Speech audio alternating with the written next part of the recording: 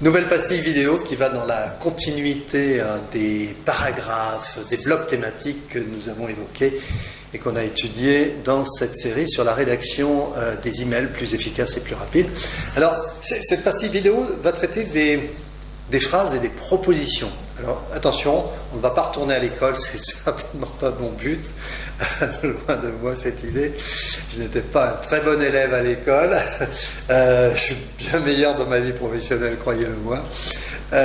Donc, on va parler des phrases et des propositions. Pourquoi ?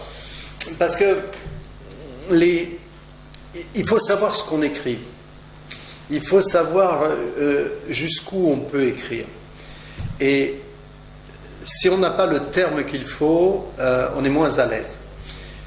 Une phrase peut avoir plusieurs propositions. Et le plus important pour nous, et c'est pour ça que je vous en parle, c'est qu'il y a dans toute phrase ce qu'on appelle une proposition principale. Et c'est cette proposition principale qui nous dit tout sur la phrase. Par exemple, si je dis je vous joins le document que vous aurez à signer pour valider la réunion du temps. Ça, c'est une phrase, c'est une proposition principale. Okay ? C'est-à-dire qu'elle se contient en elle-même et surtout, elle vous donne un message simple, très fort. Ça, c'est une proposition principale.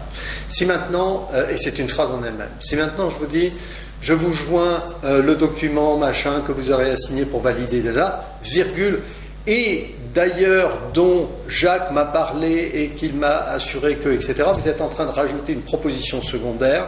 Alors il y en a toute une série, je ne vais pas rentrer là-dedans, ce n'est pas notre propos, mais cette proposition secondaire, qu'on appelle circonstancielle, souvent si on donne un temps, on donne des modalités d'exécution, etc., eh bien ça risque de créer des ambiguïtés. Et c'est pour ça que je vous en parle.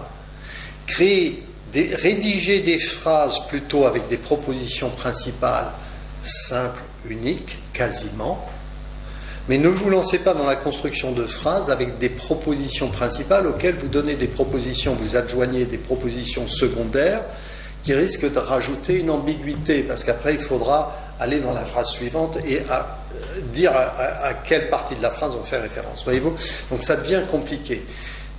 L'objet de cette pastille, c'est vraiment ça. C'est vraiment de vous dire, soyez vigilants, rédigez, oui, alors c'est ce qu'on dit des phrases courtes, mais rédigez surtout des propositions principales simples, verbe, sujet, complément, complément d'objet direct ou indirect, un adjectif, très bien, mais après mettez vite des points. Mettez vite des points pour rester sur des propositions principales qui se suffisent à elles-mêmes.